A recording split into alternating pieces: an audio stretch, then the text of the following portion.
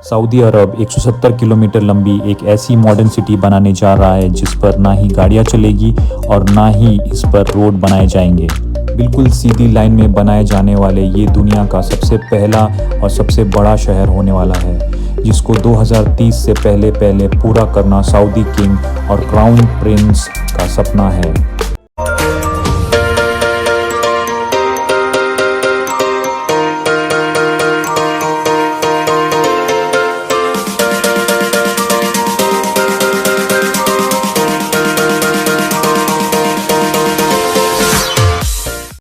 Royal family दुनिया की सबसे अमीर लोगों की फैमिली में शामिल की जाती है। अमेरिकन बिजनेस मैगजीन फोर्ब्स और विकिपीडिया के मुताबिक सऊदी रॉयल फैमिली ना मिलियन ना बिलियन बल्कि 1.4 ट्रिलियन डॉलर की मालिक है। लोकल करेंसी में बात की जाए तो अमाउंट 1050 खरब रुपए के बराबर बनता है। अगर अभी भी आपको समझने में परेशानी हो रही हो तो आइए इसे आसान कर देते हैं। Jeff Bezos, Elon Musk, Bill Gates और मार्क जुकरबर्ग के साथ साथ दुनिया के टॉप 17 बिलियनर्स की दौलत को भी ले लिया जाए तो फिर भी ये शाही दौलत से मुकाबला नहीं कर पाएगी। सऊदी अरब के शाही खानदान के दौलत का ज़्यादातर हिस्सा इनको यहाँ से निकलने वाले ऑयल से मिलता है। ऑयल निकलने से पहले सऊदी अरब सिर्फ रिलीजियस टूरिज़्म पे डिपेंडेंट था, लेकिन 1938 में पहली बार यहाँ ऑयल निकला और देखते ही देखते वो पूरे सऊदी किंगडम का नक्शा ही बदल गया। आज सऊदी अमेरिका के बाद दुनिया का दूसरा ऑयल प्रोड्यूसर है, जो सिर्फ एक दिन में 1 करोड़ से भी ज़्यादा ऑयल प्रोड्यूस करके 85 कंट्रीज़ को सेल करता है। पर बैड न्यूज़ ये है कि ये सब ऐसे ही नहीं चलने वाला। स्टैनफोर्ड यूनिवर्सिटी में की गई एक रिसर्च में साइंटिस्ट को सॉलिड एविडेंस मिले हैं कि जो क्रूड ऑयल हम पिछले 1.5 सालों से इस्तेमाल कर रहे हैं वो अब जल्द ही ख़त्म होने वाला है। यानी ज़मीन के नीचे ऑयल रिसोर्स का दी एंड जल्द ही होने वाला है।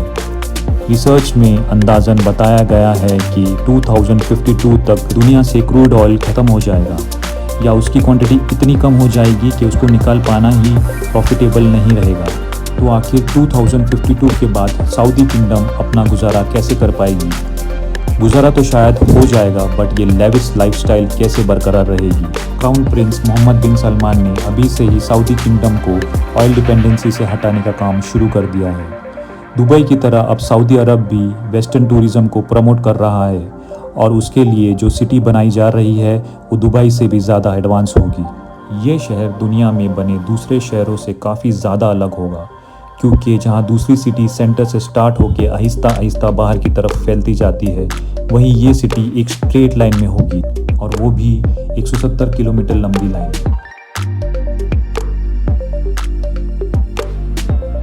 اليوم بصفتي رئيس مجلس إدارة نيوم نقدم لكم ذا लाइन।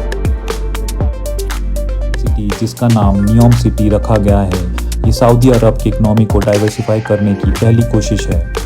मोहम्मद बिन सलमान, जो सऊदी किंग सलमान बिन अब्दुल अजीज़ के बेटे हैं और जो अनऑफिशियली पूरी कंट्री को भी चला रहे हैं, उनके मास्टर प्लान में 2030 तक सऊदी को ऑयल डिपेंडेंसी से हटाना भी शामिल है। नियोम सऊदी अरब की ताबुक प्रोविंस में बनाया जा रहा है, जहां पर गवर्नमेंट ने इस नई सिटी के लिए एक स्पेशल जोन अलॉट किया है। इसकी एक साइड गल्फ ऑफ अकाबा और दूसरा साइड रेड सी को लगेगा, जबकि इसके थोड़ी ही दूर इजिप्शियन सिटी शर्म अल शेख है, जो पहले ही टूरिस्ट हॉटस्पॉट बन चुका है। दोनों कंट्रीज़ के लीडर का ये प्लान है कि नियोम और शर्म अल शेख को एक ब्रिज के ज़रिए कनेक्ट किया जाएगा, जिससे दोनों कंट्रीज़ का ना ही सिर्फ टूरिज़्म में फ़ायदा होगा, बल्कि दोनों के बीच इजराइल को बाईपास करके एक लैंड कनेक्शन भी बन जाएगा। सऊदी गवर्नमेंट की तरफ से नियोम का जो नक्शा प्लान किया गया है वो वाकई काफ़ी इंटरेस्टिंग है।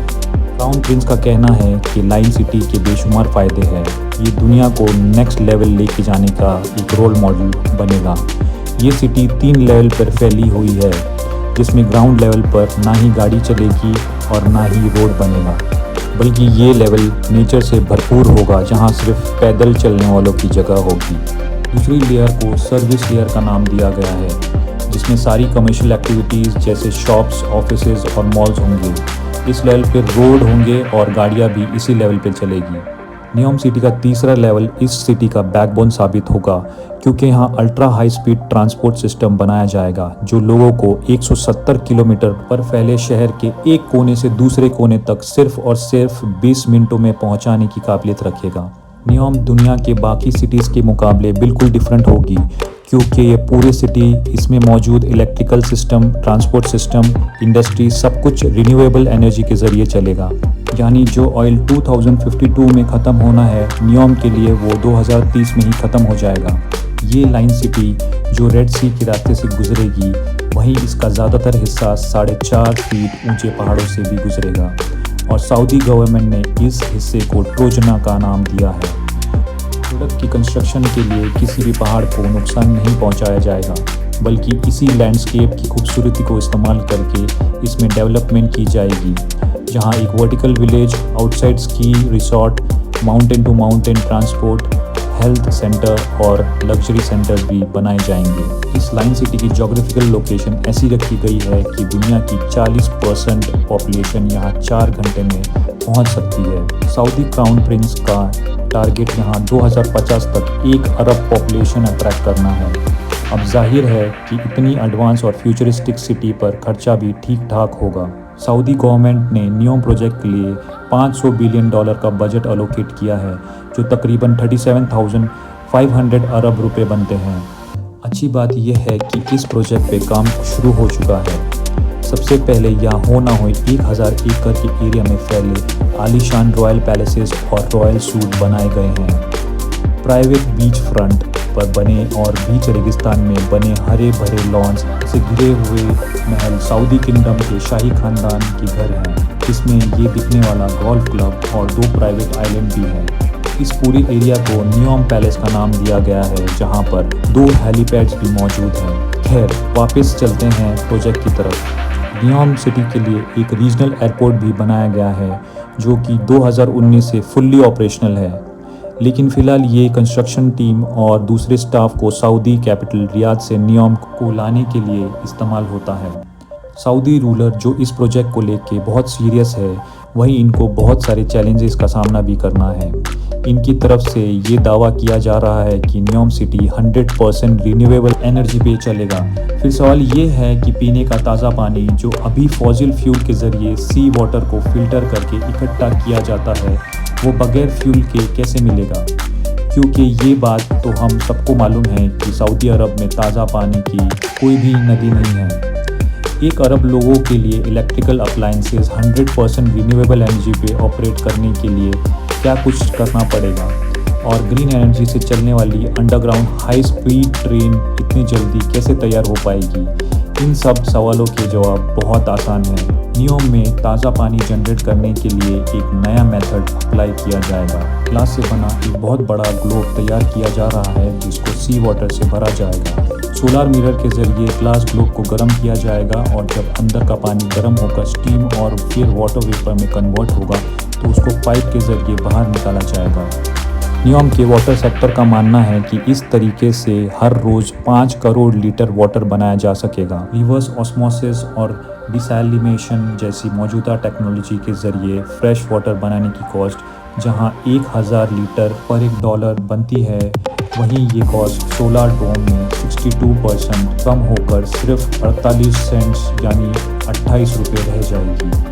बात करते हैं एनर्जी सेक्टर की। इस मेगा सिटी की इलेक्ट्रिक डिमांड पूरी करने के लिए 100% रिन्यूएबल सोर्स को इस्तेमाल किया जाएगा। सऊदी अरब की लोकेशन के हिसाब से यहाँ ज़्यादातर गर्मी रहती है, और गर्मी इलाकों में विंड कंडीशन बेहतर रहती है। इसलिए विंड टर्बाइंस और सोलर की मदद से नियोम पर ऐसे प्लांट लगाए जाएंगे जो पानी और हवा को इलेक्ट्रोकेमिकल सेल के जरिए ग्रीन अमोनिया में कन्वर्ट करेंगे, जो कि बहुत इफ़ेक्टिव फ्यूल है। नॉर्मल फ्यूल को जब बर्न किया जाता है तो ऐसे गैसेस प्रोड्यूस होते हैं जो पॉल्यूशन का कारण बनती है, लेकिन ग्रीन अमोनिया या ग्रीन हाइड्रोजन 100% रिन्यूएबल एनर्जी से बनाया जाता है। इसी वजह से इसके बर्न होने पर नुकसानदेह गैसेस प्रोड्यूस नहीं होते। फॉसिल फ्यूल की तरह ग्रीन अमोनिया को ट्रांसपोर्ट और स्टोर करना भी बड़ा आसान होता है। अब आ जाते हैं सबसे बड़े सवाल पर, यानी अल्ट्रा हाई स्पीड ट्रेन जो दुनिया में पहली बार प्रैक्टिकली नियोम में इस्तेमाल होगी। ये high speed train 482 kilometre per hour से ट्रैवल करके सिर्फ 20 मिनटों के अंदर अंदर लाइन सिटी के एक कोने से दूसरे कोने तक पहुंचा सकेगी।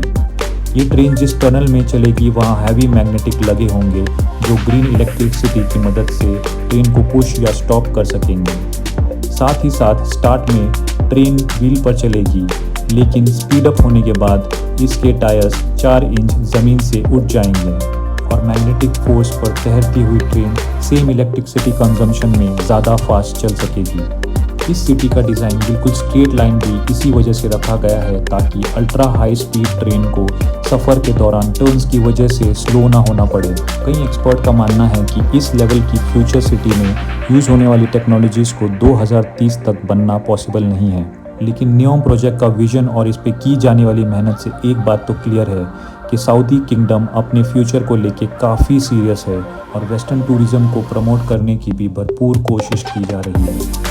होप आपको मेरे वीडियोस पसंद आ रहे होंगे। अगर आप चैनल पे नए हैं तो प्लीज़ सब्सक्राइब कीजिए और देखते रहिए सिम्स वर्ल्ड पुणेकर।